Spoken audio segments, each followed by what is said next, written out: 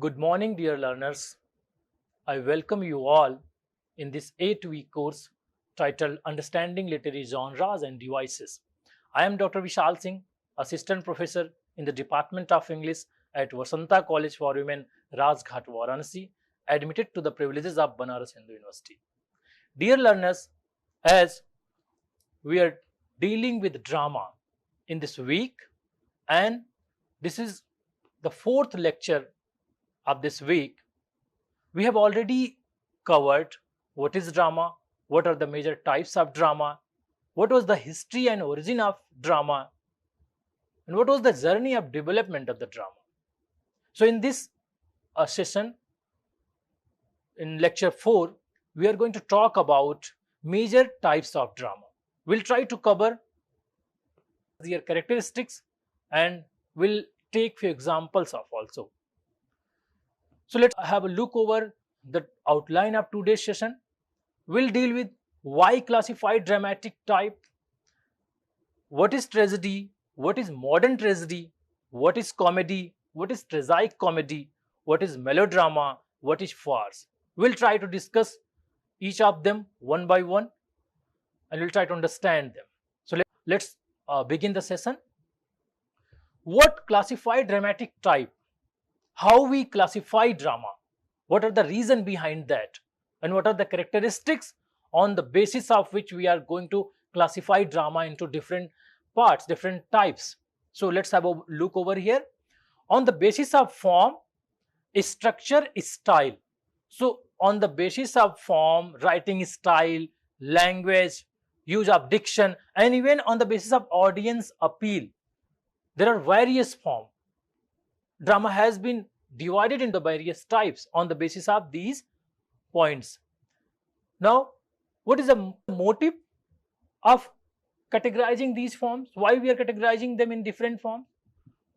To understand them well. On the basis of that, writer will know how to write, how to move forward in the story, and readers will also understand what they have to choose according to their expectation, so that there are different genre in the drama. There are different types in drama. Categorizing the play on the basis of genre provides roadmap to the writers how to write a play, how to move in the story, and easy to choose audience. And audience can choose on the basis of their taste, what they want to read and what they want to watch in the theater. On the basis of emotions, outcome and themes, a genre organizes the drama. Categorizing in the various genre help in analyzing the text and expectations of the audience. Drama represents life in different ways: comic, tragic, romantic, absurd, and symbolic. There are different types of representing emotion. Classification also helps to understand structure, form, style, tone, and audience effect. Various types addresses different human emotions. There are different human emotions: laughter, sadness, pity, fear, anger, wonder. There can be different kind of human emotion, and through different kind of work of art, writer or dramatist express those emotions. Aristotle in his book Poetics first outlined tragedy and comedy. Later ages expanded subgenre. So as I said in the very beginning, in Poetics, which has a 26th chapter, Aristotle heavily dealt with the tragedy and comedy. But later, with the time, with the development, with the ages, drama got its different types. Talking about tragedy, what is tragedy? So as we know, origin is from Greek tragedy. Achilles, Sophocles, and Euripides. These names are well known in the field of tragedy. What is the focus of the writing? There is a moral conflict.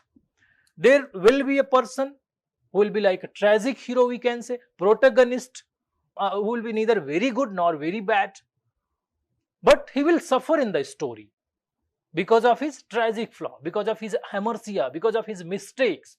So his suffering will arouse pity and fear among the audience.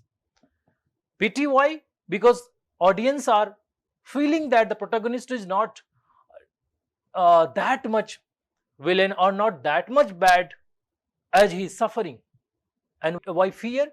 Because audience used to feel like if protagonist is facing consequences of his her own actions, so it may be even we can suffer result of our karma, result of our actions, what we have committed in the past. So there is a kind of pity and fear through which catharsis arouses, through which purgation arouses. So focus is downfall of protagonist, role of fate, human behavior and suffering will be there. Let's have a look over your screen. A drama dealing with the downfall of a noble or significant character, arousing pity and fear, leading to catharsis, emotional purification or purgation, what I just said, that is called tragedy. There will be always suffering of the protagonist. There will not be happy ending. What are the major characteristics of the tragedy? Noble protagonist with a tragic flaw, that is called hamartia. Conflict, fate and free will which leads the story forward. Reversal of situation, peripetia, a kind of turning point in the play which will move story in another direction. Then recognition, anagnosis, discovery of the situation, realizing the situation, a kind of revelation will be there. And end, there will be a moral revelation. Catharsis as audience, moral emotional release through pity and fear, what I just said. And for example, we have Sophocles' Oedipus Rex. This is a very good play. You should read it. Shakespeare's Hamlet, Othello, Macbeth and King Lear. There are so many tragedies have been written by Shakespeare, but these are 4 great tragedies by Shakespeare which he has written. Talking about modern tragedy. So in traditional tragedies, what was there? They were projecting their hero or protagonist, someone from the royal family, either king, prince, queen or anyone who has a certain position in the society. But in modern tragedy, there is a difference. Now modern tragedy used to represent life of common people, life of ordinary person. Dramatic works 20th century onward shift from kings in Greek and Renaissance, what was there in Shakespearean tragedy, in Marlowe's tragedy, to common people as a tragic heroes. Now in a modern tragedy, setting is also shifted to domestic. Of course, there was a royal family, so there was a court was setting, but here domestic life is setting. Characters shifted from the royal family, royal persons to the common men. Focus shifted to psychological, social and moral conflict. Focus on serious themes and human suffering, it becomes subjective in nature. Initially it was objective, which was applicable to the entire society. Societal pressures on personal flaws play a role, not divine intervention or fate. So what was there in Renaissance tragedy? There was divine intervention, there was supernatural element. If you will read Macbeth, you will find how 3 witches are there. But now in modern tragedy, there is no intervention of divine or supernatural elements.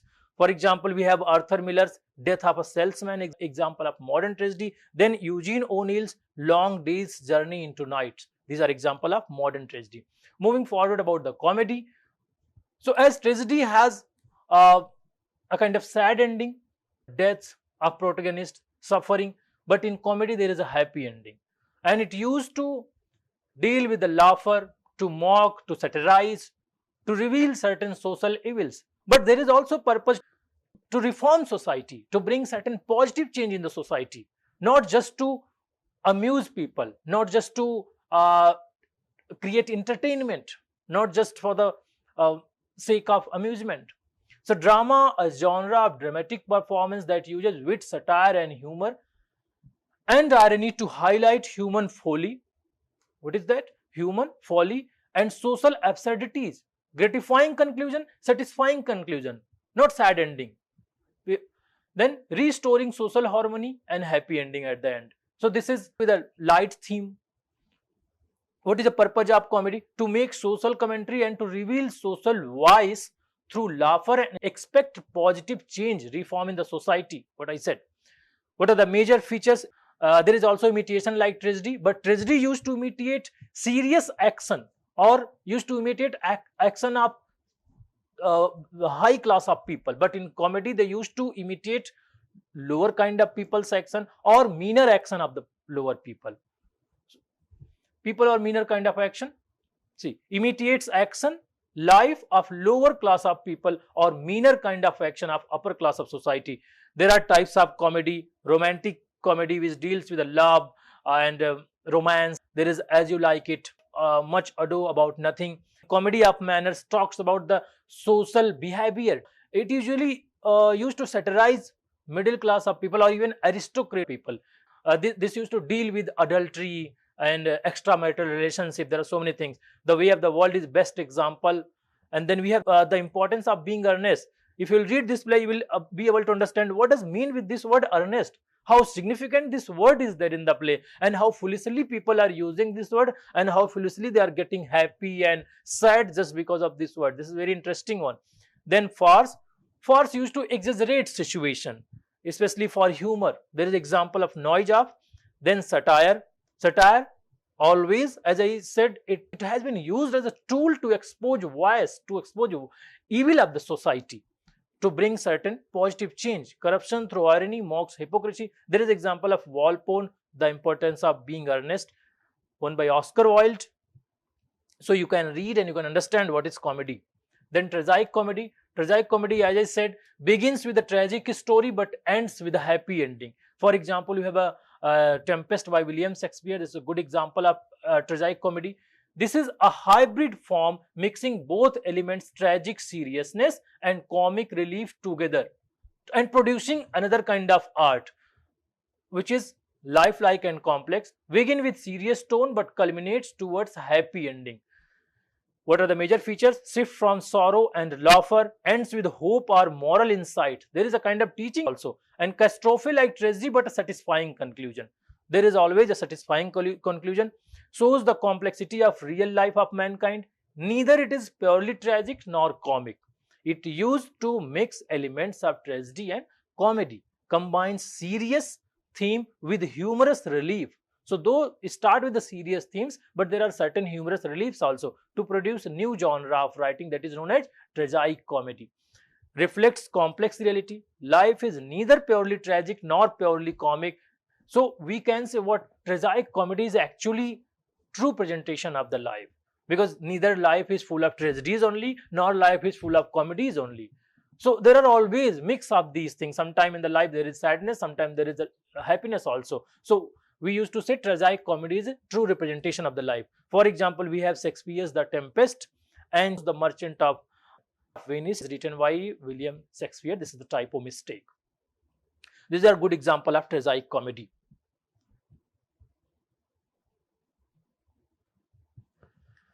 Now moving forward towards the melodrama. So melodrama means a kind of writing where is too much emotional involvement, which is not realistic, we can say, where readers able to understand that this is not real ones, but using too much emotional element, a type of writing where so many exciting things happen. It is popular genre of writing from early 19th century, used to deal with exaggerated emotions, sensational story and clear more distinction, good versus evil. So this has also purpose to talk about selection of the human being, of the choices in the life. Either you are going towards the goodness or evil. It is about moral consciousness also. Somewhere about hero versus villain, heightened situations, dramatic music in performance. What are the major characteristics of the melodrama? There is a moral conflict always. Major focus is selection or making choices between good and evil. So struggle of a man, what you are going to choose finally. Stock characters, hero, victim and villain. These are example of stock characters.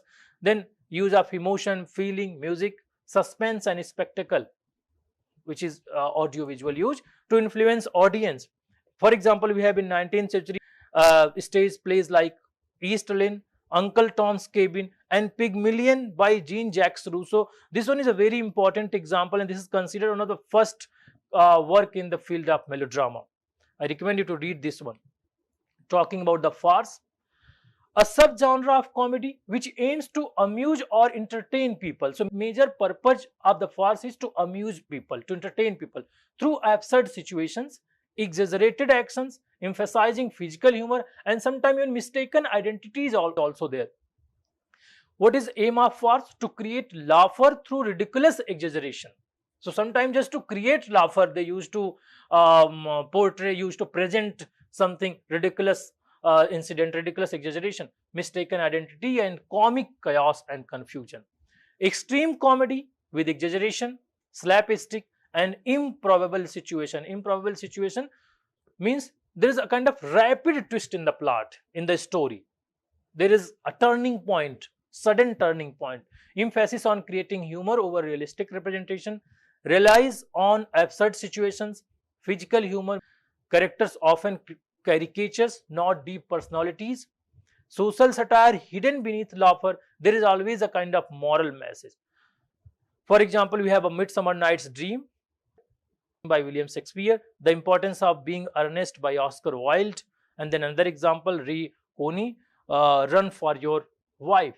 So these are example of farce, and main purpose, main motive of behind farce is to create laughter, to entertain people. That's all.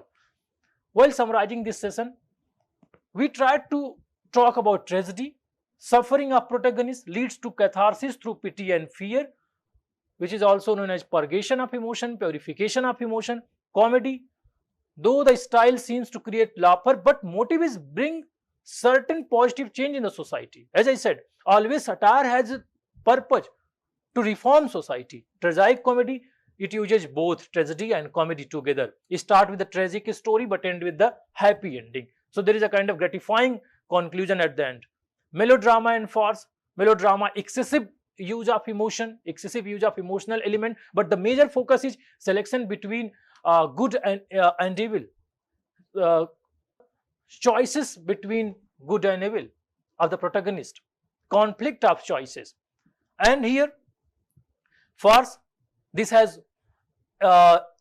one purpose: to amuse people, to entertain people, and so the struggle of human being while choosing between good and evil. As I said, this one is a major points of melodrama and farce. So dear learners, in today's session we try to understand subgenre of drama. We try to have a look over different types of drama, as we discussed about what is tragedy, what are the major features of the tragedy. We also had a look over a few examples of tragedies. Then we talked about comedy, what are the major features of comedy, and what are the examples of comedy. We discussed about tragic comedy, how by mixing both tragedy and comedy, writers started to produce tragic comedy which begins with the tragic themes but ends with a happy ending.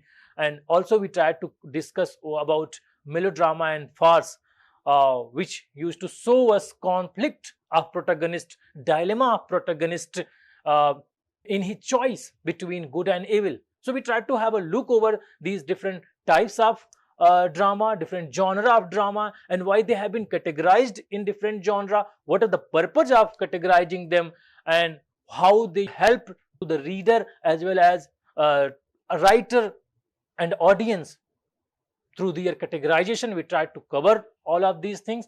Thank you so much. I hope I made you sense. Happy learning. We'll meet you again. Thank you so much.